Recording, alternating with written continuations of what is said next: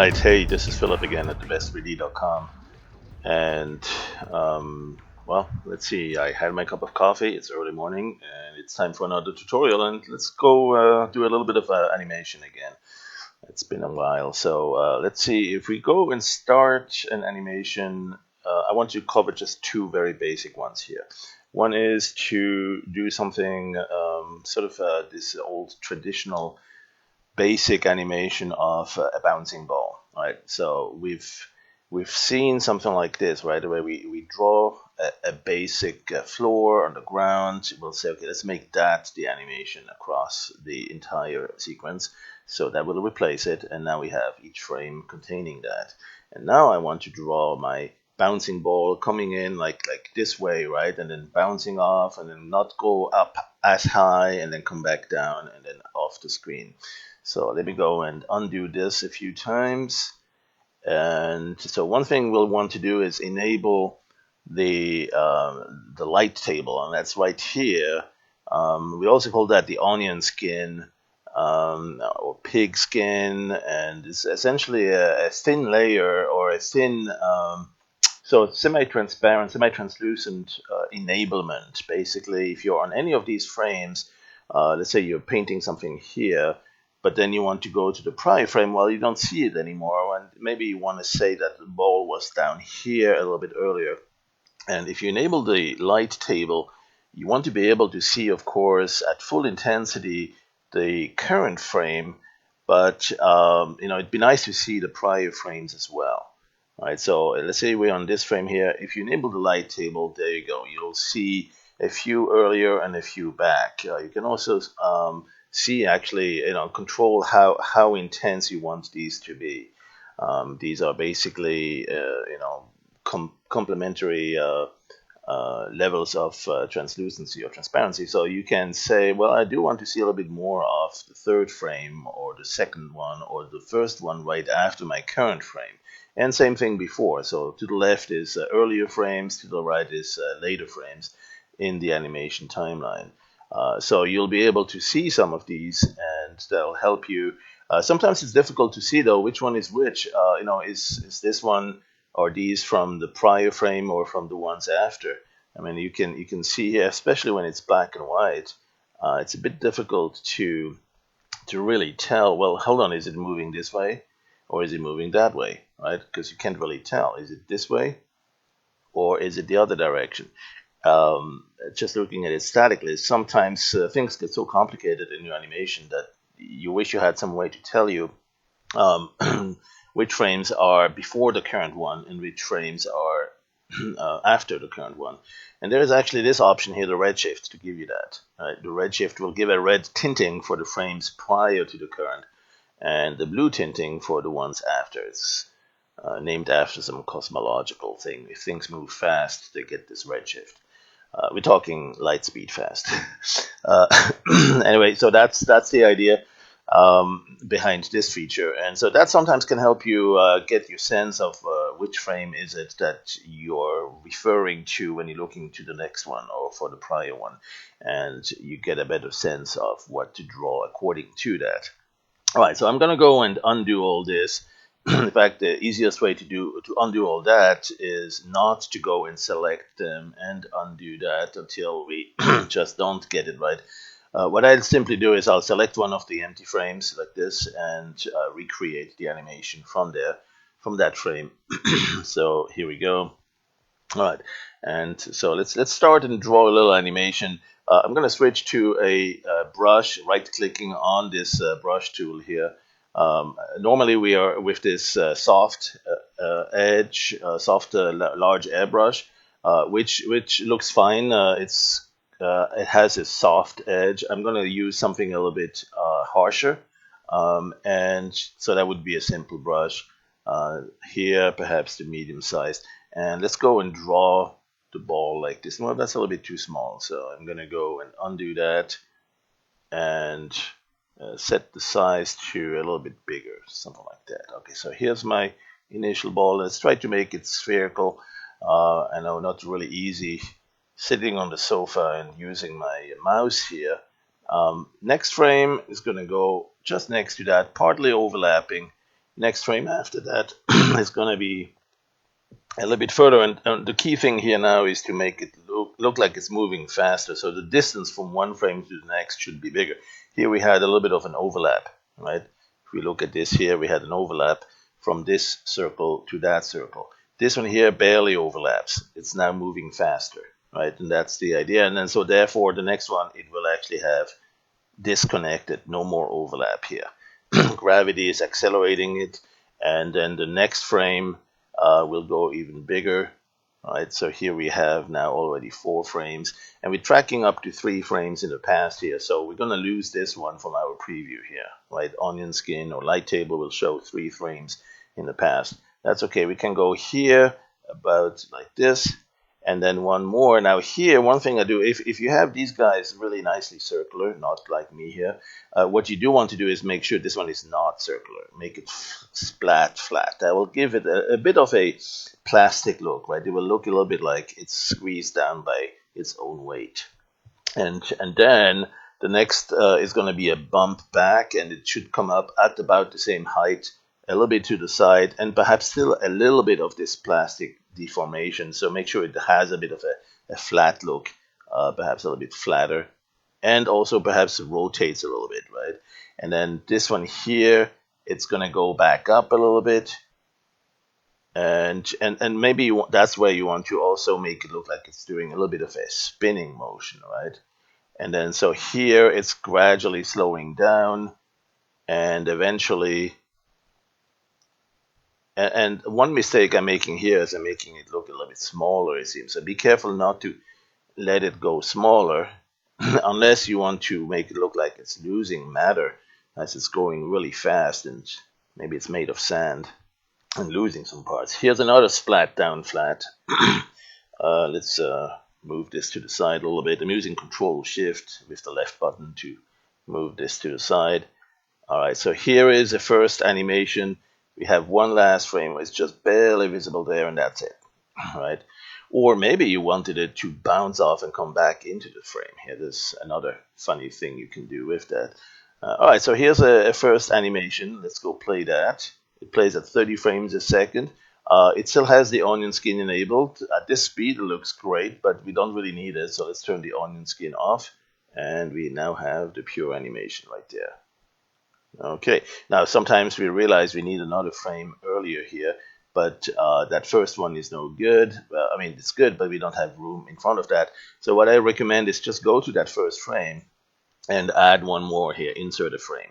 All right, so now you can see that there's 2 of those, and you just go here and use the right button to paint it back to the background color, make it look like you're erasing that, and then you know you're going to have enough room here to put this guy in, perhaps do one more, and there you go.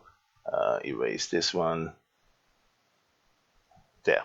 So now we have this animation like this. And then so this one we leave blank, and in fact, if you want a few more, you can keep this one like this, have a few blank ones, and then suddenly this animation pops in.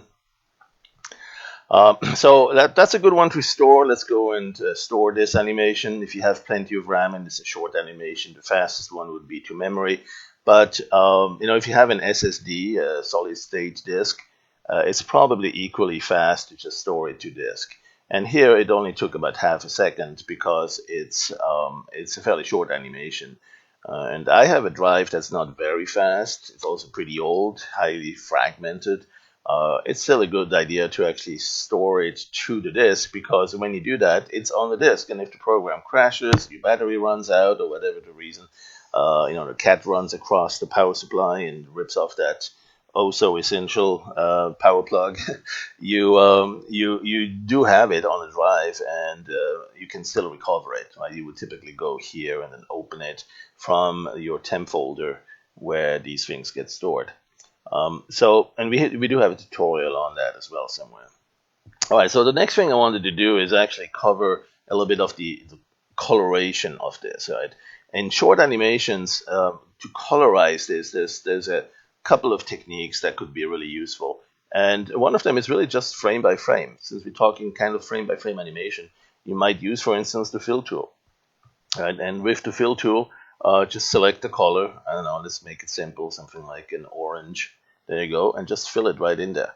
And that's why I used this simple brush, because it gives you such a clean cut, right? If it were something like this here, you click here, it's you got this transition here, and you have to do something about it. So you would, for instance, have to use the tolerance, or enable anti-aliased mode, and that still doesn't cut it. So the tolerance is still going to be needed, because if you click here, you can click again. It gradually goes a little bit closer, not quite fast enough though. So what you want to do, if you use these kind of brushes that have sort of a soft edge, and you therefore have a transition where it's not just white or black and nothing in between, but you do have a lot of gray values in between, or even other colored. What you need to do is work with the tolerance to identify how far can you go in here, perhaps even with the anti-aliasing or without it. If you increase the tolerance even a little bit more, you might get it to the point where it's cutting in there. Now, this might show a little bit of aliasing here, so perhaps that's where you want to enable the anti-aliasing and get a little bit cleaner cut there. Click it 2 or 3 times, and you're eventually right in the black zone here. Don't go too far. If you click it too many times, it will boom explode into that. Well, maybe not, but it's definitely one of the issues when you work with brushes that are soft anti-aliased brushes. It introduces that anti-aliasing introduces additional shades, additional colors, additional gray values. And if you work with very crisp brushes, the simple brush, you don't quite have that issue. All right, so I'm going to go do that. I'm going to go from one frame to the next. And I'm going to do one thing here, which is to simply fill it with the same. And in fact, I'm going to use the arrow keys if I can. No, I cannot, I guess. Sometimes the keyboard focus doesn't quite take. But so I can go here manually. I can click this, go to the next. This one's done already. This one's the next one. Click here. Click here. Oops, that was a circle. Let's go and undo that. Let's go inside the circle. Right? And that, of course, shows you another thing you could do, and that's how to colorize the circle itself, which we might do later. So here we fill this, and then here we go here. All right, so that's one technique, right? And sometimes you just have another technique that you need because the data is a little bit more sophisticated than this hollow area, this circle. And you may need to work with two animations, and I'll show you some technique here that might be useful before. Okay, let's finish this one. Good. Okay, I think we have this animation now with a little orange ball. All right. All right, so let's go store that. Always keep that in mind as part of your workflow. And so this one here has the orange one. You can see the preview here. Keep it orange. There you go. See that? Okay. So another thing you want to practice is how to combine two animations, and that could be, for instance, let's see, how would we do that?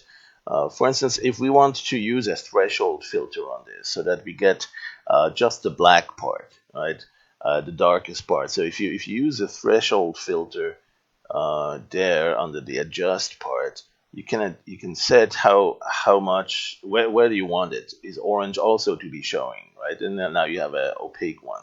That becomes kind of a mask, right? That becomes a mask of this dark area. Now that's not the only way to do it, but that's a fairly clever way to do it in this particular case. So I'm going to animate that across the entire animation, and so now we have basically uh, just this area without the filled side. And you notice that this area also no longer shows the transitional soft anti-aliased range, right? It's either black or white. Now it shows it a little bit in the zoom. There's a little bit of smoothing in the zoom, but that's a view option you can set in your view settings. Where is it there? I don't know, one of these GUI maybe, smooth scaling, right? If you disable that, then you don't do the smoothing, and now you really see every pixel for what they are, their ugly side. uh, and you'll see some anomalies that are there. Like for instance, this pixel here is black, right, and then it's white, and then so all these things are now really revealed because we're not doing any further smoothing at the zoom level. And that's what you need if you want to work with sprites down to every single pixel. Not sure why you would want to do that, but well, no, I do. But anyway, so let's see what we can do now. We have this animation of the threshold enabled version, and maybe that was not it. So I'm gonna go and undo. I'm gonna go load this one again. And what I do want to do is really have it with the orange also being kept in the opaque mode. So I'm going to go back to that, adjust threshold again, but this time I'm going to make sure that the orange stays black as well. There, something like this.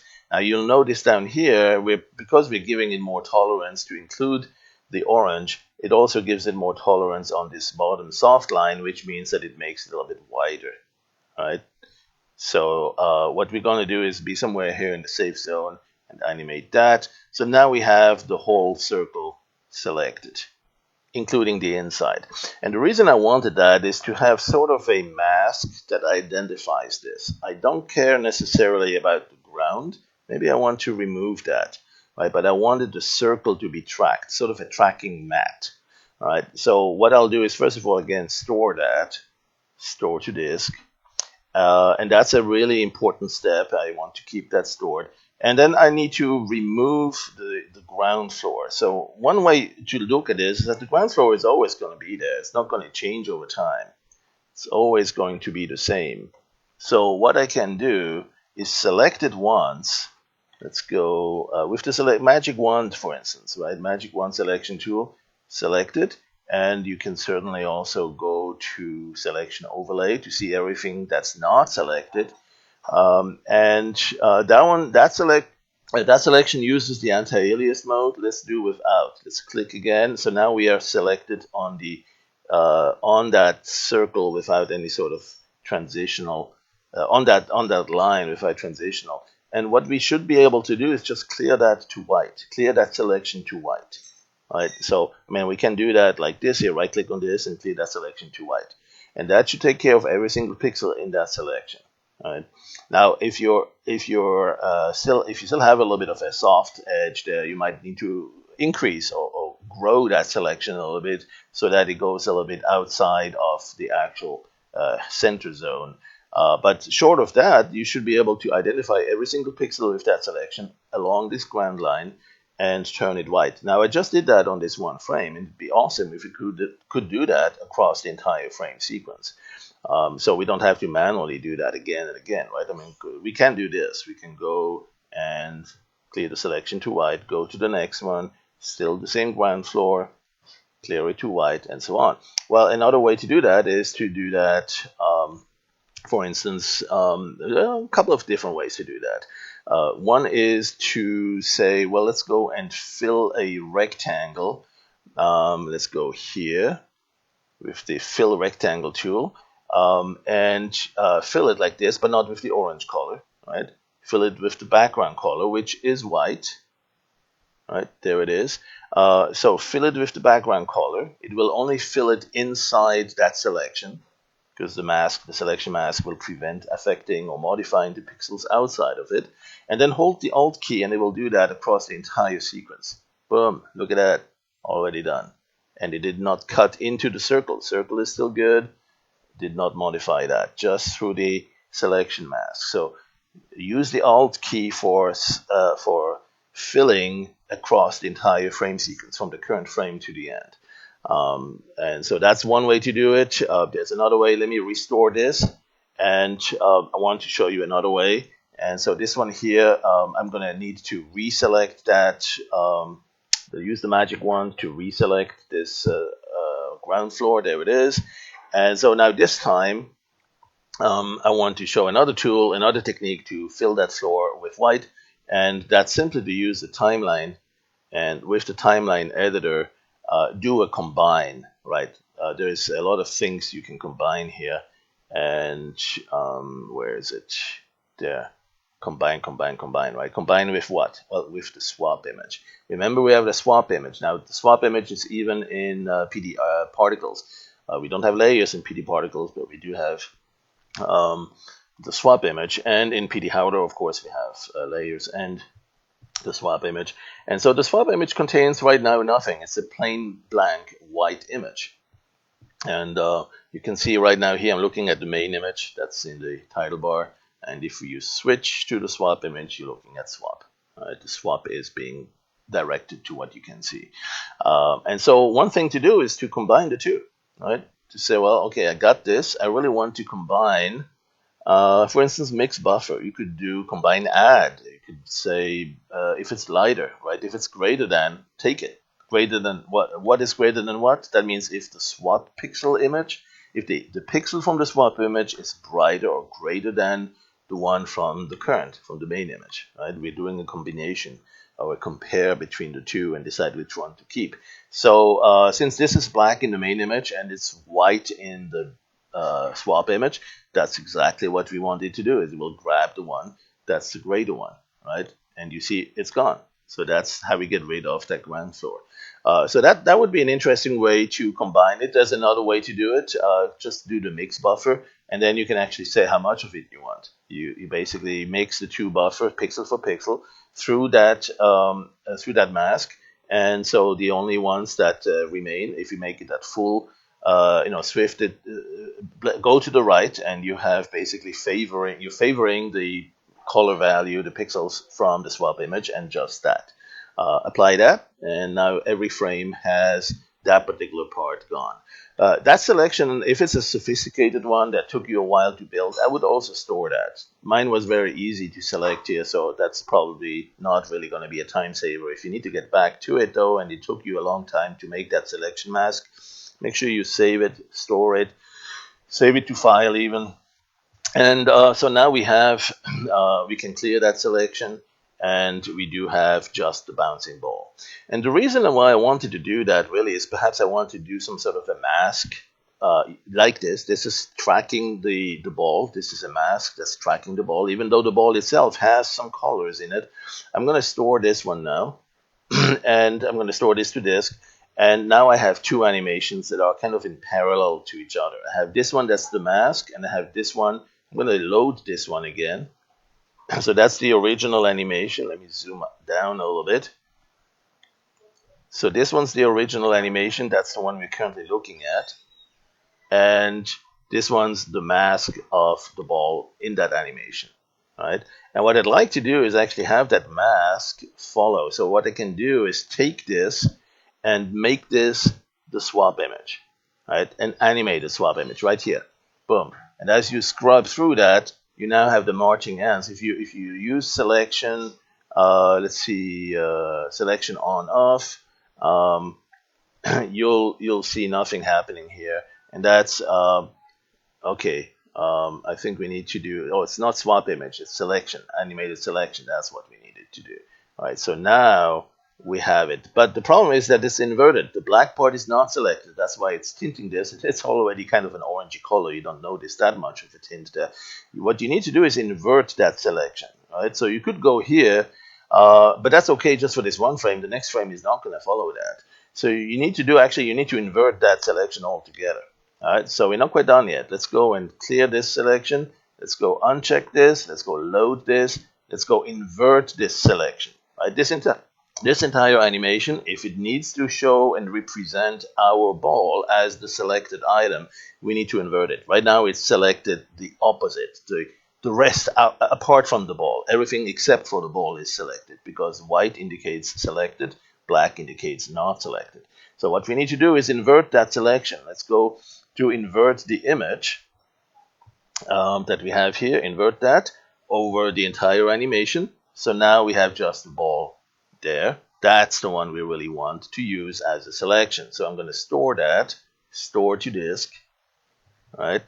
And there it is. So we have these two here now. This one's showing the background selected. This one's showing the ball selected. So we have the luxury of choosing one or the other, right? If you want to do something like blur the background, select this guy. If you want to sharpen the foreground of the ball or do some color changes to it, select this one.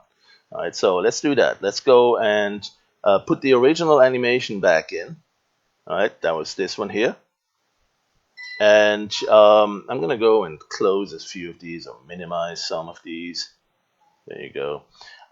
So we have this selection, this animation. Now I want to use the selection of just the ball. I'm going to go this one here, use as animated selection. So now you see the ball is still showing at its original color. The rest of it here is tinted. Now black does not tint very well. It stays black, but it's still indicating that the whole thing here is not selected. The ball, however, is selected. And what we can do with that is a couple of things. We can, for instance, say, well, let's go and animate some changes in color that will only affect our ball, right? Whether it's black, whether it's orange, whether it has other colors. We could apply some lighting to it. One thing I'm going to do is just do a little change in color. So I'm going to go color adjustment, right? And color adjustment means I could change the red channel, the green, perhaps give it a little bit more green, a little bit more blue, and you see how that's changing here in the preview. And so that's basically going to be something I can keyframe, so I can over time change the color of this. For instance, I might want to change the color just as it's bang hitting the ground, right? So let's go reset that and say no color change up first. Fine here all the way to about this one here, right? No color change here. And then here, boom, let's make it a little bit different color. Let's saturate it a little bit, or less of the, let's make it blue. Let's make something that's really going to stick out here. In fact, instead of color modify, we really should do color add. With color add, you have the ability to really change the color. Reduce the red, add some green, there you go. Right? And that will affect not just the edge, but also, I mean, not just the inside, but also the edge. So let's do that. Let's go reset. Let's go to the first frame. Keyframe that. Let's go just before the bounce there and keyframe that. And now the next frame. And we can, by the way, make this a little bit bigger. If you have more frames and you need more granularity here, by all means, grab the edge here and make this a little bit wider so you see these individual frames a little bit better. So here now, on the splat down, we need a different color. So this one here is where we still have the same color. This one here is the first one where we should have a different color. Get rid of the red, show it green or blue, and do something like this. And then by here, we want it to cool down again. So we'll basically need a copy of this color, right? So what we could do is, instead of all the same colors here, we could say, hey, let's keyframe this one and then just drag this guy over here. So now if you scrub here, you see how it's starting orange all the way to here, then here it changes color, and then it comes back down and eventually reaches that original color again. But here, boom, it's going to go back to another color change. All right, so we're going to go down to this. That's how far we need to stay. Like this, and then here we want another one where we have no red, lots of green and blue, something like this. Keyframe that, and then here's another case we need that orange color showing. So I mean, we could go here and just reset the color, so that will reset it, and then keyframe that. All right, so we go back to normal. Now this one's a interpolated smooth curve. We could go click here and make it a linear transition. All right, so try that. Okay. Be careful about that if you're on version 9.6. I think there's a bug, it might crash. So be sure you save often before you experiment in that area. That's something that seems to be fixed in version 10 that's currently under development, which is what I'm using here. All right, so so we have here now an animation. Let's go apply that, and we have a whole lot of things happening here. And the end result now is that we do have, if we clear that selection and also uncheck it here, we don't want that mask to be coming back in right now as we preview it, we see the color change, boom, 2 times as it hits the bottom, right? So, boom, there you go. It's subtle, right? It goes really fast, but it's there.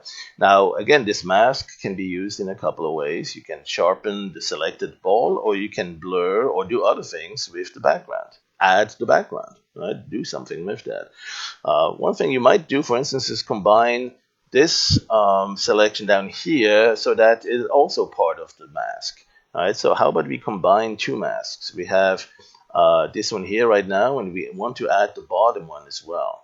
So I'm going to go back to this. Let's go store this animation, store to disk.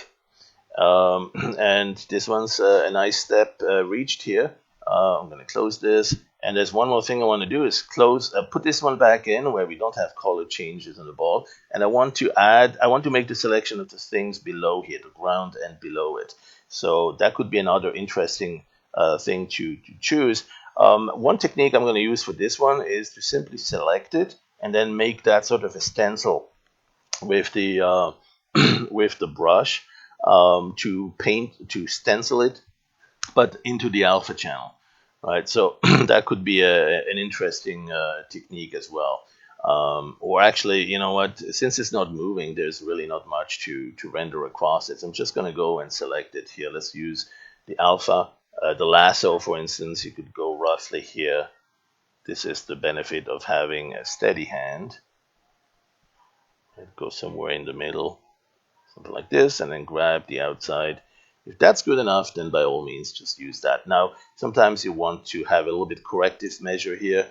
You see the marching ants, it's a little bit close to the edge here. So use the shift key and add a little bit to that, draw on that, and that will add to the selection. All right, if you use the right button instead, it will remove the selection. So you want to add it with the left button and basically paint more of the selected art. You can also paint on that with the brush. That's paint on alpha. Let me show you that in a second. Here, if you go to right click on the brush tool, you got paint on alpha. You want to paint soft selection into that. There you go. If you use the right button, it's doing the deselection. So left button is to add or paint that selection.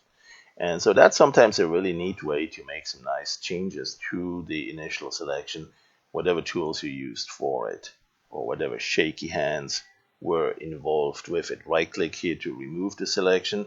Look at that, isn't that that's clean, that's good. Okay, so next I'm gonna use this selection to make all that black as well. I want to fill this entire background to black, right? Or I want to, let's actually do this. Let's go selection, select store selection there. All right, I actually want just not this one. I want the whole animation. I want the combination of it. So I mean, you could do that. You know, paint the whole thing black, fill it black, and then basically have this as an animation. Not very impressive, but you can then actually do combinations with this one. Right, you can combine two different animations into one. Let's see, for instance, if we have this selection and we want this one to be added as a swap, right? Or this one. You have the selection on the ground. You want the selection here of the ball added to it. Well, that's an interesting one. Let's do this. I'm going to erase the selection down here, and the one above is going to be black. So white down here to keep it selected, black up here to deselect it. So I'm going to go something like this here. Let's go to the first frame. Let's make sure our erase color is white. That's the second color right there. And go like this. No, that's not erasing to. Let's see, where's my erase, my fill tool? There it is. My fill tool, and go like this. That's the left button. That's not right. Let's go to the right button like this. All right. And I'm going to go with the Alt key down and let go. Now it's doing that over the entire image sequence. Boom. Every frame has been turned white down here in that selected area. Now I'm going to invert the selection. Invert selection. Boom. Now I'm going to do the same thing. Go to the beginning and erase everything. Right button to black. I don't want it white. I want it black. So I need to change the background color to black. Right click on this and select the really dark. Black is good. All the way down here. There. 0, 0, 0. And then so erase. Right. Oh, that's my primary color. Okay, so let's go. Boom. There. Right click. Use the Alt key. Just left click. Use the Alt key. Now it's filling this over the entire sequence. All right. Now we can clear that selection, and you'll see now you have this area in the bottom on the entire animation. Let's go store that. Store animation to disk. And the question now is, how do we combine this one with this one to add this moving part to this one? Well, there's a couple of ways to do that. You could say, let's use this one is the main animation. This one's the animated animation. Let's put this one into the animated swap.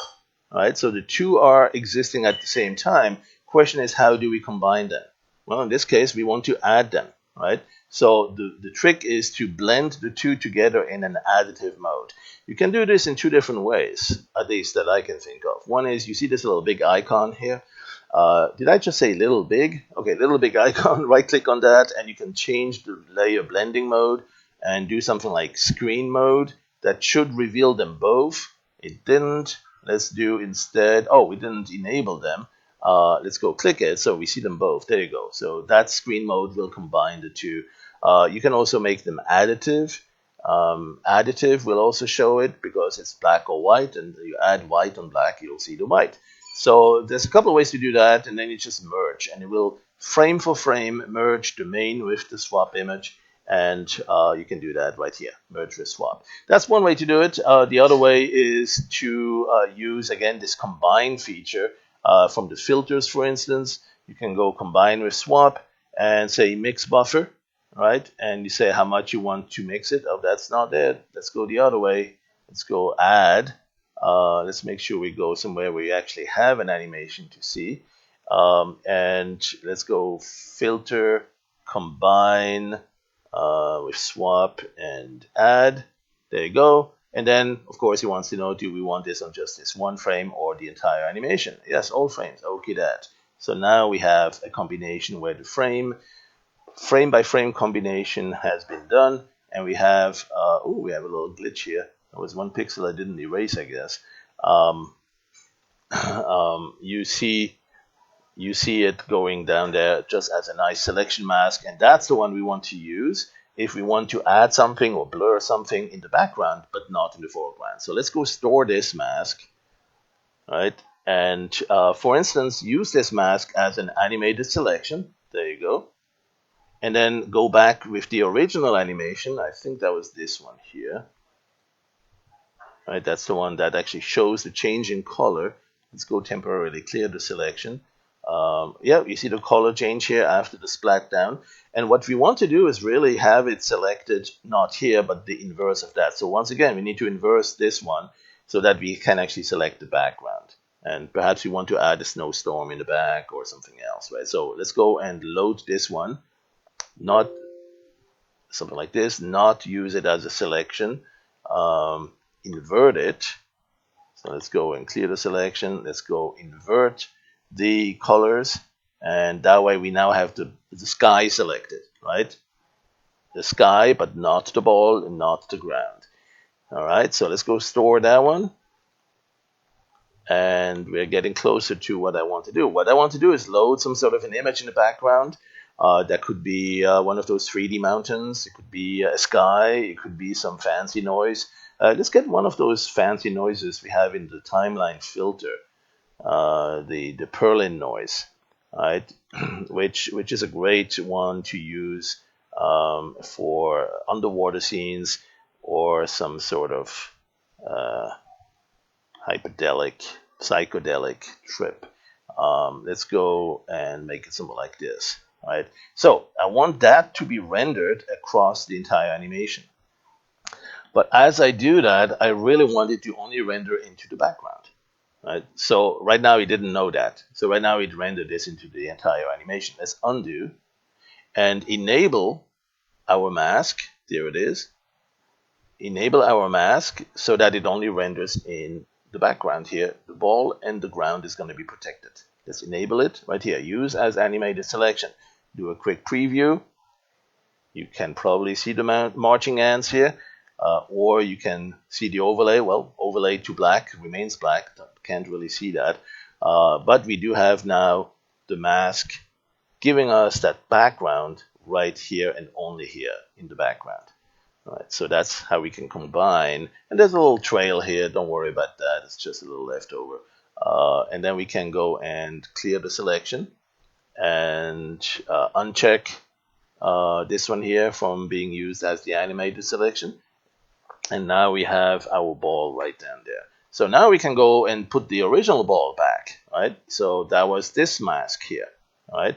So we will use this as the animated selection, and we want to combine into that frame for frame what this animation contained. Right. So there's some other options here, by the way. You can restore animation. You can use as animated brush. That could be another technique here, is using as an animated brush. Let's see that. I'm going to go and use it as animated brush, and then actually use the animated brush keyframer. Right here from the animation, there is a animated brush keyframer. And when you use that, you have the animated brush showing, get the brush. And as you scrub through that, you see the brush being rendered on top of the background, but not just all over the place. It is being rendered with the mask that's currently in there. All right. So if you have the mask here selected, you will see that these changing colors are coming in, but the white from the background is not, because the mask is protecting this area now. Right? This area here is black, that's protected. This area is white, that's the ball, it's not protected. It will be going and getting this in thing here. So we can render that, and that puts the two back together. And so that's yet another way that you can use to combine two animations. Right? One is to load the image in the background and load the other image in the animated brush, combine the two together through the animated brush keyframer. So hope I got you a little bit confused here. Not too much. There's a lot of things to explore here with animation, and you can see hopefully how all these different tools can come together quite nicely to create a rather sophisticated animation after all. All right, thanks for watching. Have fun howling and painting and waffling.